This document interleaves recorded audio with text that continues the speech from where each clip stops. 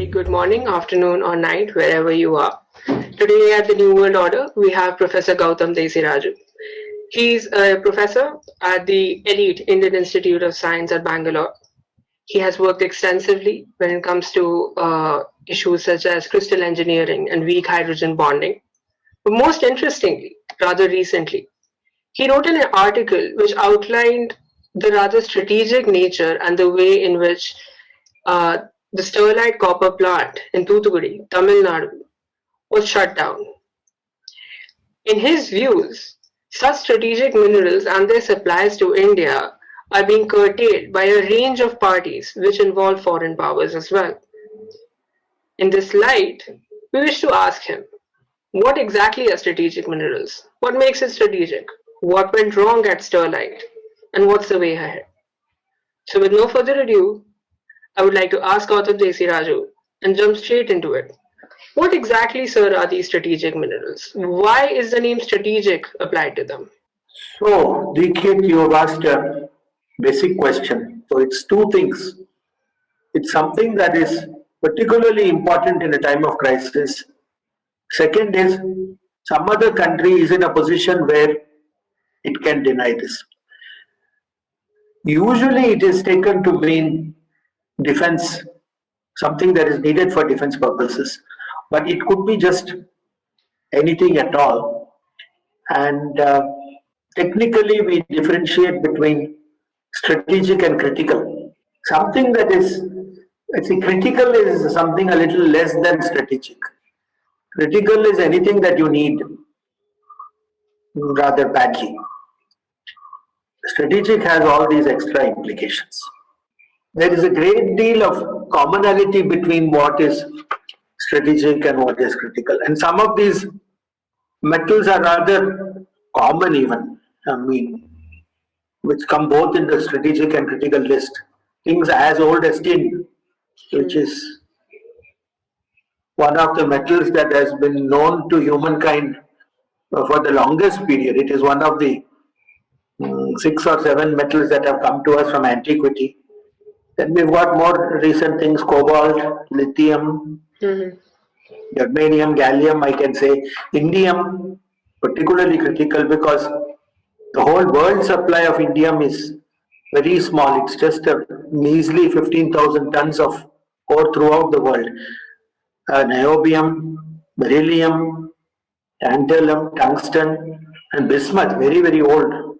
Selenium, of course, what we call the lanthanides or the rare earths. And let us say even rhenium, dysprosium. So we have about a decade 70 or 80 metals in the periodic table. So I would typically say that at least 20 or 30 of these things would be either strategic or critical for various reasons. So for common people like us, it's very hard to understand that what role these particular rare earths as well as metals play when it comes to our daily lives and technology. For example, if tantalum suddenly goes away tomorrow, our capacitors won't work anymore. But what are capacitors and what kind of technologies do these minerals enable? See, again, another good question you have asked. Without these strategic metals or critical methods, normal life as we know today would be simply impossible. I mean, without cerium, you can't make a car today anywhere in the world. Did you know that? I did not. Without Europium, you can't make a smartphone. Without neodymium, you can't make a guided missile. You can't. Because many of these strategic metals have extremely specific uses. In other words, they cannot be replaced by any other metal. And of course, you have common things, very old, copper, for example, which is known to mankind even longer than tin. In fact, copper was the first metal that was known to man in a pure form. Copper is one of these unusual metals that is actually available in the pure state. And it was first discovered in the pure state in what we would call today West Asia, in that region. So, if you just take copper, its use in the transmission of electricity is very fundamental. Dynamos, turbines, mm, any device where electricity is transferred from one place to another uh, requires copper. And so something like, for example, in today's context, the whole business of renewable energy would be impossible for a country if it doesn't have an adequate source of copper. So today we know India is investing a lot in renewable energy, both solar and wind. In both these cases, unless India is assured of a guaranteed supply of copper, copper is not like indium or tungsten or rhenium. Copper is required in some quantity. Even then, I would say that not yet strategic, but it is certainly critical. So that we can't imagine daily life without copper. So a wide variety of these metals, and of course the other basic chemistry fact. I don't want to put too much chemistry into this little discussion we are having, but all these metals, whether it be copper or niobium or cobalt, uh, metals, the metallic elements, shall I say, as opposed to alloys, they cannot be made. And that's what differentiates an element from a chemical element from a chemical compound. A compound is something that is made with many elements. So if you take copper and sulfur and heat it together, you get something called copper sulfide. So these metals can exist in the form of compounds, but the copper itself cannot be made. Copper cannot be made from tantalum. Niobium cannot be made from lithium. You can't do that. So what is present in the Earth's crust and in the Earth's atmosphere is all that we have. Usually these metals are in the form of what we call ores. So the whole thing is that our world supply of any metal is the metal in the pure form, plus usually the majority the metal in the form of an ore. So it is only that is the only source. So a country that can control the ore effectively controls the metal. Or the supply or whatever it is. So in other words, so this is the sort of this little bit of chemistry was required so that one knows what's the and why these things really become strategic. Because if you could make something from something else, then somebody would be clever enough to figure out a way how to make it. You can't make copper. So that is the difference between an element and a compound. So at least just this part, element and compound, I think a lay person should appreciate. Otherwise, this talk will become a little difficult to understand. The element, what cannot be made, compound is what can be made. So, sir, very briefly, in just a few lines, you alluded to the fact that the distribution of these metals as well as rare earths is very iniquitous. Some regions have particular elements, some don't. So, very briefly, what does India have? What does China have? What India has, what China has, it's very simple if you think about it.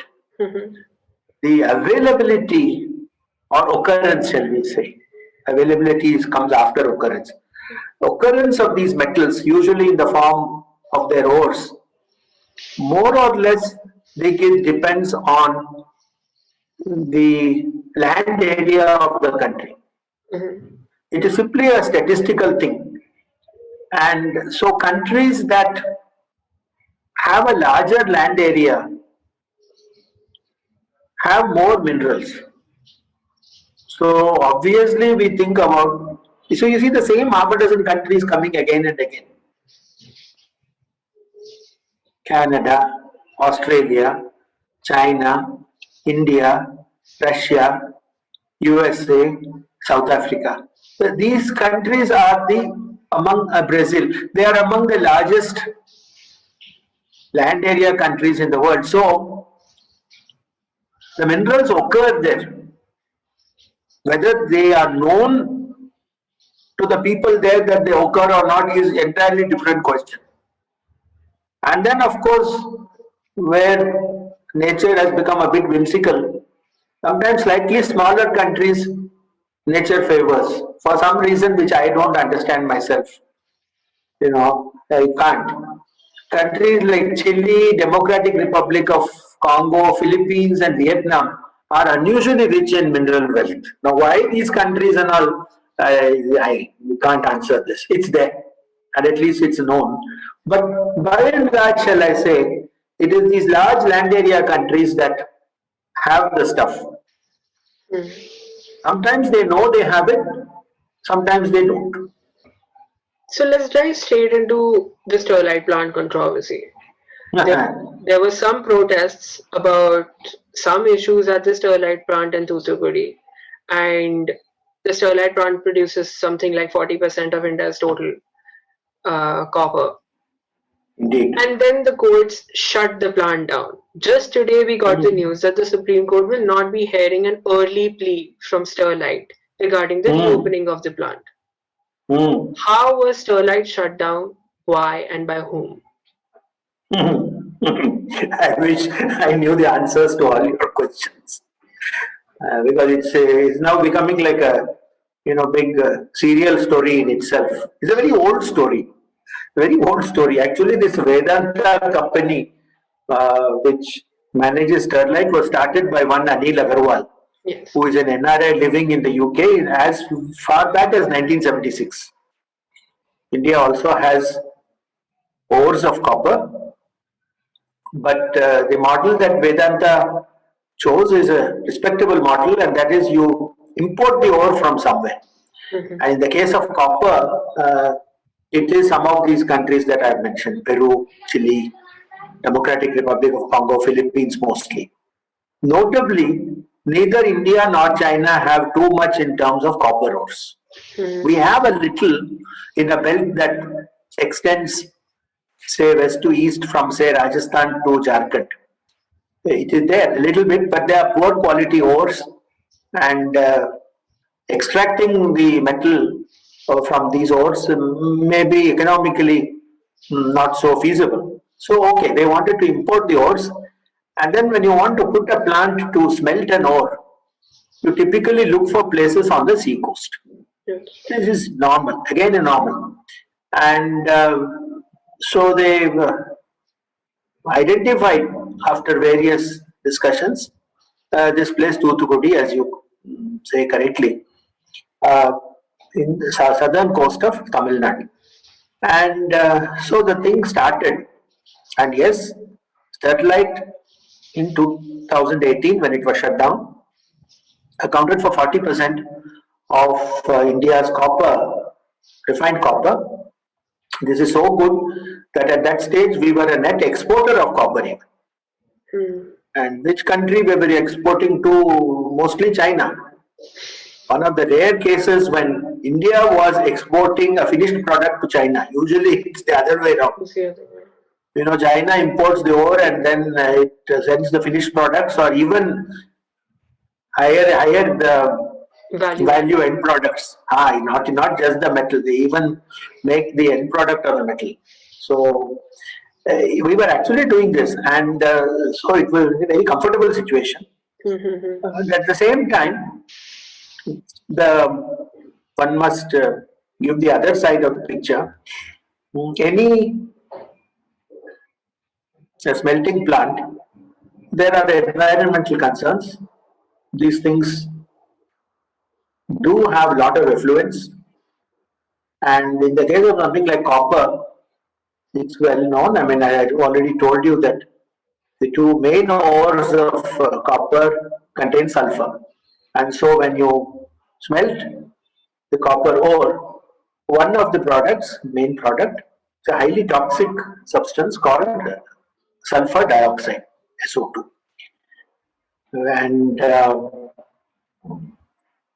so any copper plant anywhere in the world knows about the sulfur dioxide pollution.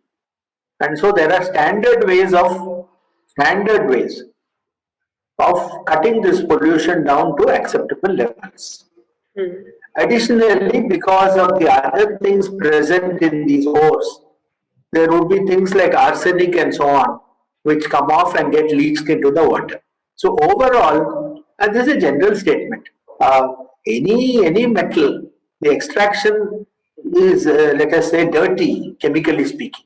It produces a lot of things, and so one has to be very careful, and especially with the increasing emphasis on environment and all, things that were, let us say, allowed 50, 60 years ago will certainly not be allowed today. So there were always questions about the pollution thing, and various governments have talked about this to Sterlite, and Sterlite has done various things to try to tell them that yes, we are doing the things properly. So the Pollution Control Board of Tamil Nadu certainly has some answering to do.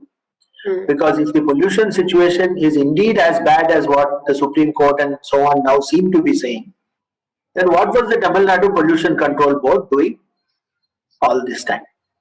Also, at various stages since 95 or late 90s, I think was when Sterlite started, why every Tamil Nadu government, and these have been both from the DMK and the ADMK, have given their support to the Sterlite plant. It's not that they were, and in a typical politician fashion, they have always supported it when they were in power, and they typically oppose it when they are outside power. Nobody has asked them to account for their change in stance. It's pretty much like the farmers thing today. Political parties that supported these farm reforms earlier in the UPA era now don't want to support it. So this is a political question. It's not a scientific question. So let us say that in all fairness, there was some pollution issue. And either these were addressed or they were pushed under the rug, or anyway it came to a stage when the protests from the people were actually getting too much. It could have gone on like this, Deekhit, I think, and it would have been just at a level of local irritants, which is there in many places all over the world. But now I put a hypothetical situation to you. Imagine that a foreign power, say China, or it could be anybody, has decided that this is a choke point for India. And considering what I've told you about copper, the fact that it is so very important. And then you see, we make many metals in India. We process titanium and we process iron, we process aluminium, zinc, many things. The question is, why did they pick copper? Now then this location of this place, Tamil Nadu, where generally the political atmosphere is volatile. It takes very little to trigger off something.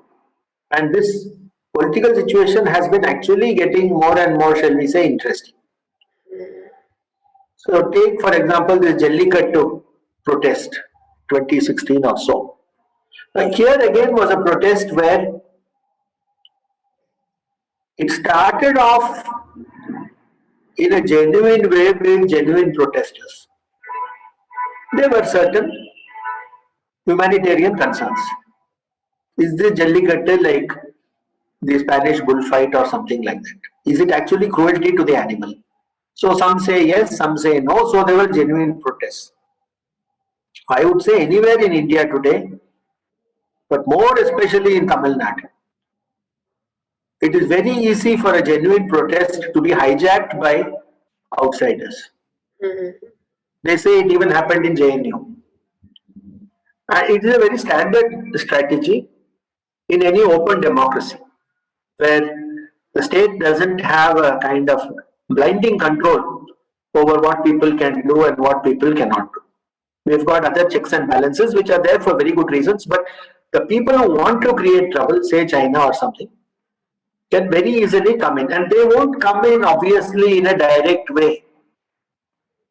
For example, again coming back to Tamil Nadu, for example, P. Chidambaram was a member of the board of directors of Vedanta till 2004 when he joined the UPA government. central cabinet, how UPA government. How many people actually know this? So then you've got, for example, especially in Tamil Nadu, the Christian group. There is a guy called Mohan Lazarus, who's well known, and then there is a character called Seaman. So these are all known troublemakers and known rabble rousers. So some of these people started getting into this Sterlite business. They saw a ripe ground for them to do so many things. And then recently there has been also the entry of the Islamic bodies into Tamil Nadu. I don't know whether you noticed that recently a document has been released by the US government that a very old evangelical group called Global Vision actually has got a nice collaboration going with something called the Islamic Relief Agency, which operates out of Sudan.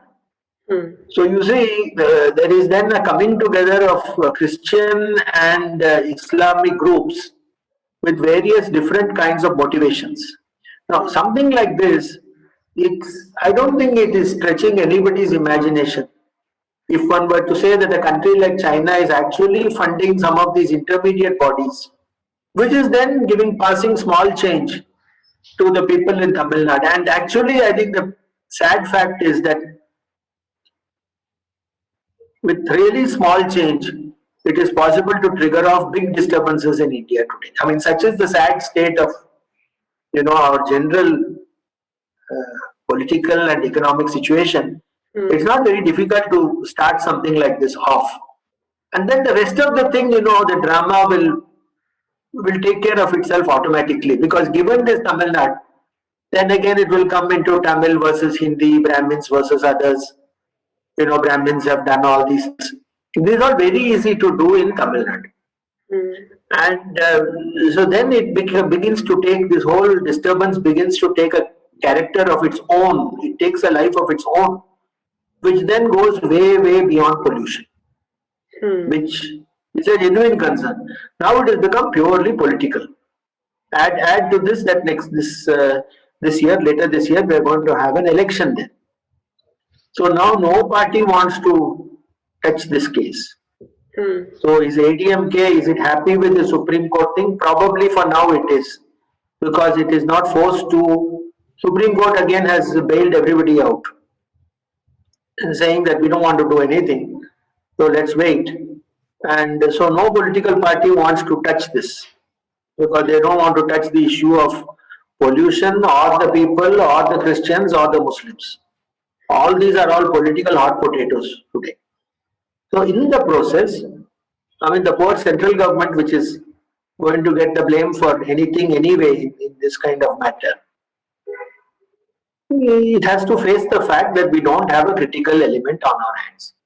So whoever was the original source of the money for all this is very, very happy. And to add insult to injury, as I would say, China has persuaded Pakistan, of all countries, to open up some of its copper mines in Balochistan. So they do have some mines there, but again it was poor quality ore. But now in the light of this Sterlite thing, they are able to now export their copper to China. So China is able to get its copper, not from India but from Pakistan. So you see, they have won on all fronts. India is deprived of its geostrategic control on copper. They are getting it from Pakistan, which is the arch enemy. And then the Christian and the Muslim groups are also having their fun. The Tamil Nadu politicians are having their fun. And so there are only winners. The only loser is the country that we call India and its government and its people. So what can I say? They have allowed it. I would say I would put the blame on the central government over the last 25 years. Please don't equate this with BJP versus Congress. It is nothing to do with that. The problems in Sterlite, copper, everything, they should have realized right from the beginning this is critical. And if you were to ask me if I could go back, I would have really tightened up on the pollution aspect right from the beginning. And how is any other country able to extract any other mineral and metal? Let's exclude China. We'll come to that, I hope, in a little while, because they don't follow the rules in China. But how is any other country able to manage this? So somewhere I think the central government of the day and the Tamil Nadu Pollution Control Board have to be, made accountable for all this. It's so something which was a genuine protest has now become something. As I said, it's got a life of its own. So if one actually draws quick parallels to the protests which happened in the Kudankulam nuclear power plant, even back then many people noticed that there was a concerted disinformation campaign carried out, ostensibly with foreign support. Yes. And why is Tamil, as you said, that there are certain factors that go behind Tamil Nadu being a prime target for such action? There is a certain sense of volatility in there. There are many fault lines amongst the people and so on. But when it comes to this, what other choke points does India have if we do a threat analysis? Similar to Sterlite. Any one of these 30 metals, if China decides to choke us on this, it can today. And it's exactly for the same reason we haven't done enough. See, in getting these metals, and now we can move, for example, from copper to some of these rare earths and other things, the exotic ones. So, the strategy of our country should be, first, I would say fourfold, which is what China has done. Fourfold. I mean, you first have to know where the ore exists. In many cases in India, we don't. Second, we should have a means of extracting this ore, by extracting the metal from the ore, which, as I've told you already, I've explained that it's a very dirty process, which results in a lot of effluents and pollutants. Then the third thing is to once you have extracted the metal, to be able to have enough research component that not only do you know how to extract the metal, but you also know how to make the final high value end product, whether it's any kind of a device with a flat surface, like whether it be a TV or a computer or a phone. And then lastly, you have to have a smooth flow of money to the industry. So China has done actually all these things. China has done all these things, and not only has it done these 4 steps all the way from the 1980s. As soon as China started opening up,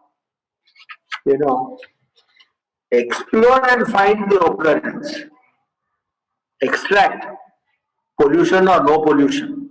And in the early days, China never cared about pollution, which is why they have come to a dominant position in the rare earths. Then control the high-end products. It's not just India that is in this bad position. Even countries like USA and Australia, Japan especially, have become very vulnerable because they are now reduced to simply exporting the ore to China. And then there must be a constant money flow. China helped its industries. It removed all the roadblocks. Now we've got, for example, the Supreme Court and the bureaucracy, IAS officers. Either one of these is enough. They can kill anything they want, which is what they have done actually. And China can literally pick and choose, Deekhit, any metal it wants. They picked copper. And a metal which has got such a simple metallurgy like copper, at the chemical stage of evolution, it's very simple. Even human beings have been smelting copper for 3,000 years. So there is no big high level science. You don't need big committees to sit in Delhi and scientific advisors pontificating about copper and all that. We know all this from a long time. It's even mentioned in the Yajurveda. So there is, there is a beautiful quotation there, but I don't think we have the time to go into that today. But okay, there's constant money flow, and then you see in parallel, what China has done is the strategic part. They have identified the critical economic choke point. It can be copper, it can be lanthanum, it can be dysprosium, any of the rare earths. Invest in those companies. They have to tell the companies to please start. Like if you take the history of the rare earths in India, whether for some strange reason, they first found these rare earths in those monazite sands in Kerala. And they went to the monazite sands because for some totally different reason, they wanted thorium, which is required by the atomic energy fellows. Yes. So the moment nobody knows that the monazite sands contain a lot of metal called cerium, which I have already told you is required to make motor cars. Now, cerium is not, it's a very common metal, cerium. It is the 25th most common metal in the Earth's crust. So, although it is called a rare earth, it is certainly not rare. And this is a very interesting thing about the rare earths. They are neither rare nor are they earths, because an earth is something in chemistry which means something that can dissolve in an acid.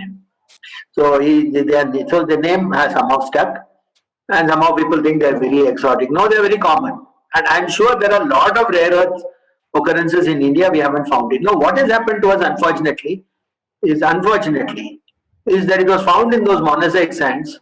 So today, nothing can be done with the monazite sands except through BARC and the Department of Atomic Energy. Nothing.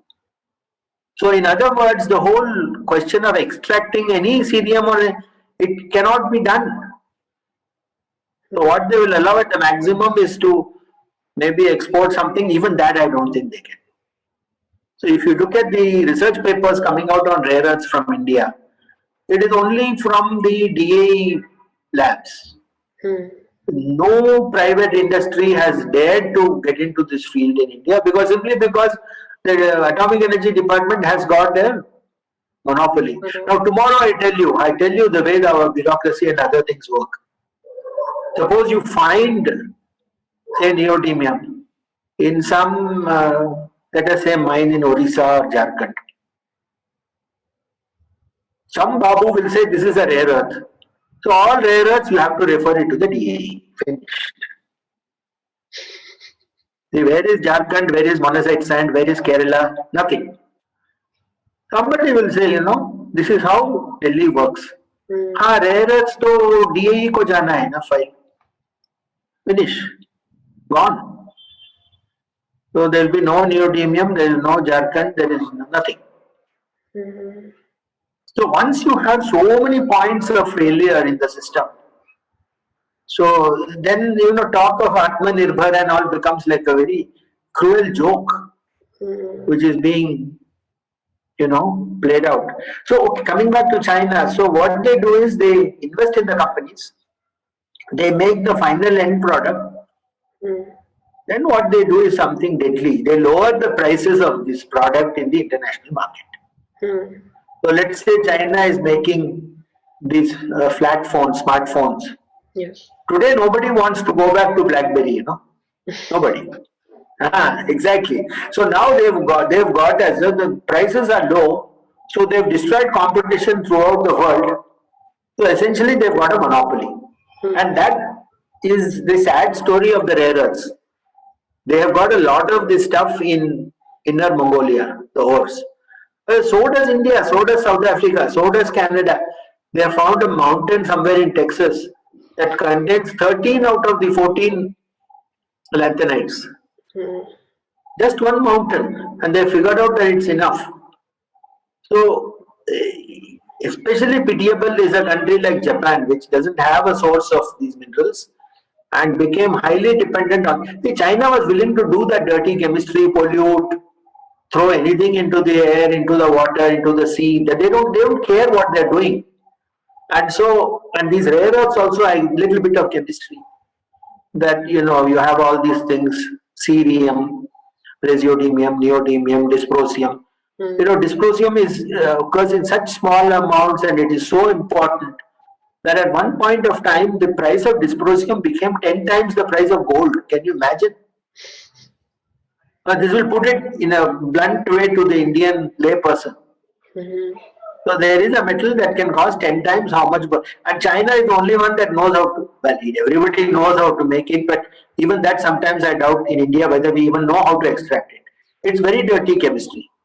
You just throw a lot of pollutants because they are rare in the sense, the reason they are called rare is that they never occur in the free form. They always occur as oxides. So you've got to get that oxide and you've got to get the metal out of it. And all these 14 of them, 17 if you take a charitable distribution and add lanthanum, yttrium and what else, scandium. So these are the three which are not technically speaking in the rare earth series but are called rare earths anyway. So it can be 14 or 15 or 17. Depends on how the terminology. So these things are all very, very, very similar to each other. Now, if you take a bank note or a visa form or something like that, anything which looks like a different color and a fluorescent light, it contains a very microscopic amount of this metal europium, which I've already told you is needed for the smartphones. But this is another use of europium, highly specific. The next rare earth, promethium is not used for this purpose. So it only has to be europium. So suppose China now can make the pure metal for all these rare earths. It can make all the products. So it controls the entire supply. Now USA has figured out too late. I mean, if USA and Japan and things don't know how to manage, then about India getting into rare earths and all, I would just say, frankly, forget it. Don't even talk about it, because firstly, our research capability is abysmal. All these stories about brilliant Indian scientists, taking us to Mars or Jupiter and all that, all bunkum. We can't do a simple thing like copper metallurgy, which is there from Yajurveda. Where are we going to do neodymium? Again, I'm sorry, I'm using the word cruel joke. So even to say that, we can do all these things, we are bluffing. So, I mean to say it's a rather depressing scenario. I don't know, where exactly we will go and what we will do. But, I always like to end the conversation on a positive note. There are 30 metals which are either, as I said, strategic or critical. Take any 2 or 3, I say, enough. Let's not get over ambitious. Just take any 2 or 3. Take beryllium or take lithium, which has come into the news. Everybody has heard this word, lithium ion battery. Lithium ion battery, yes, it is needed for everything today. And recently we have, the blind leading the blind. Australia has agreed to supply some ore to India, and they're trying to extract some lithium in a place in Gujarat. I read last month in the paper that a small place called Mandya between Bangalore and Mysore, of all things, they have found a lithium mine there. So suppose take lithium. It's not very common, not very rare. It's somewhere in the middle. But do an exhaustive search first. Where is lithium found? That lithium is a reactive metal, so it needs energy intensive way of extracting it, which usually needs a lot of electricity. So you now figure out how to make it. Get yourself into a position where you can actually make those batteries. It's not enough just to get pure lithium. Make the batteries. Then make so much of them that the other countries want it. And then get your monopoly. And in all this, somehow you have to find an overall mechanism which is independent of the Supreme Court and the IAS bureaucracy. Without that, you can't do it. You can't do it. And firstly, we don't have the science to do it also. That's a very basic point. But once you get to that, a file cannot shuffle between ministry and ministry. Because otherwise, it's hopeless. It's hopeless. Just take lithium. Forget difficult metals like indium and neodymium. That's way beyond. It's like asking a cripple to try to climb Mount Kanchenjunga or something. It can't be done. So take some simple thing where we at least can make a start. Take 3 or 4 metals. I mean, we are not even able to make enough of these metals for ourselves. Where is the question of monopoly and troubling some other country? So in the interim period, I would say, treat China different and treat the rest of the world different. With the rest of the world, you have to cooperate like Australia or America or Japan or anything. So we have to, and it can happen like that. Because rest of the world is different. They also have their deficiencies. Yes. So we complement the advantages and the deficiencies and work out a proper thing. I think what we have done with Australia is okay. I called it blind leading the blind, but still, if something is better than nothing. With China, however, I think you have to take a totally different approach. It has to be import substitution. And with China and those rare earths and all, you have to control the entire process. Isolation of the ore, extraction of the pure metal, making the high value end product, then therefore make it very cheap to start with, and this will take 20-30 years. Every year, every month, if we worry about the next assembly election, then it doesn't match. The time scale, the planning doesn't match. You need a 25-year plan for lithium. At the same time, if we wonder whether ADMK is going to get 2.5 seats more or DMK or Shashikala, then you can't manage. You can't do it. Shall we say, along with Shashikala and the IAS, then where is the chance? So I think one has to be very realistic about this. Can't blame the scientists also, because of course many of them don't know the science, but that's different. But even those who know cannot face Shashikala and the IAS together. So I don't know whether you're happy or unhappy with what I'm saying, but no, sir. If we contextualize it with certain recent developments, for example, a few of our specialized PSUs, they formed a joint venture and they've gone shopping for mines for rare earths across the world. And similarly, if we take a look at just ISRO, they have a model which works. Now I'm not saying we need to replicate it everywhere, because every sector's needs are different. But we have proven that something can work. So it is indeed possible. And as you were saying regarding the overall economic situation about production, what you were mentioning, we call it vertical integration. From start to end, we should have everything. If we take a look at the recent PLI scheme, they've extended it to electronics, they've extended it to car batteries, they've extended it to renewable batteries. So indeed, we can form an ecosystem if we put enough thought and we rein in the babus, so to speak.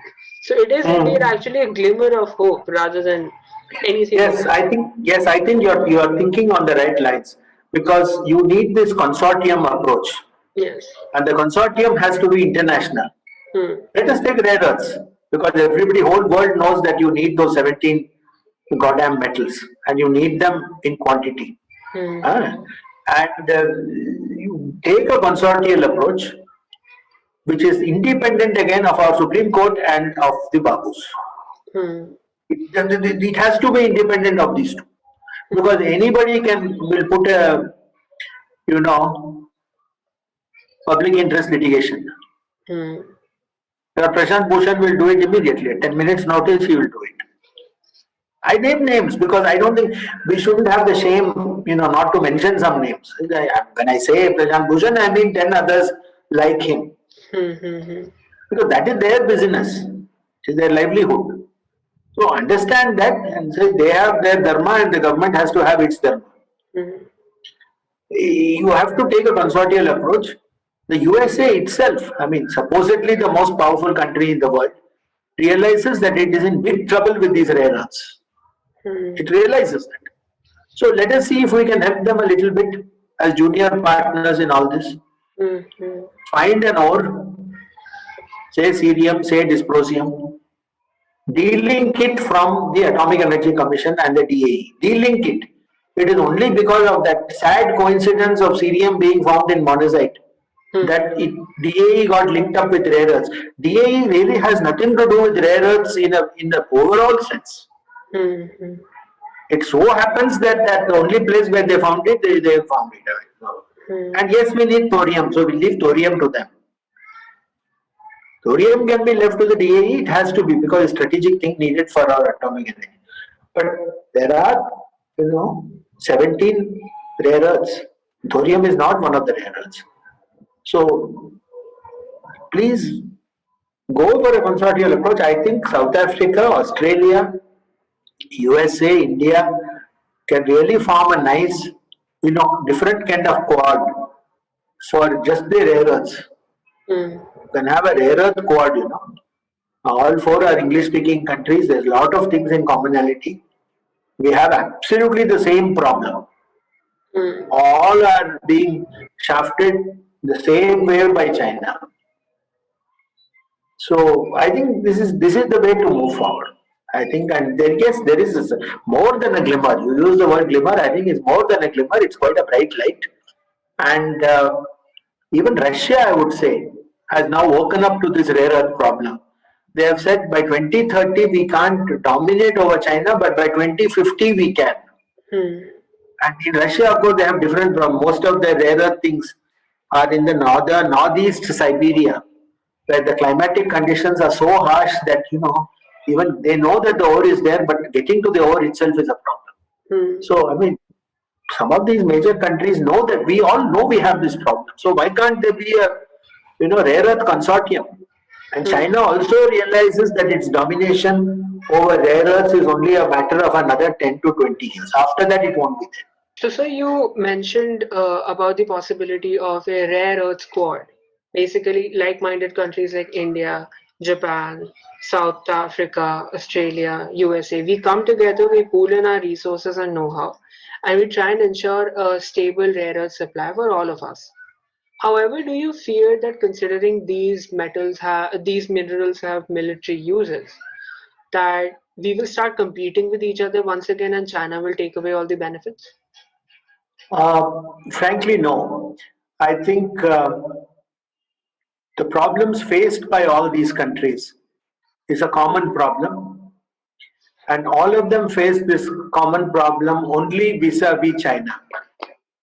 And lastly, these rare earths have got lots of civilian uses in addition to the military and defense uses.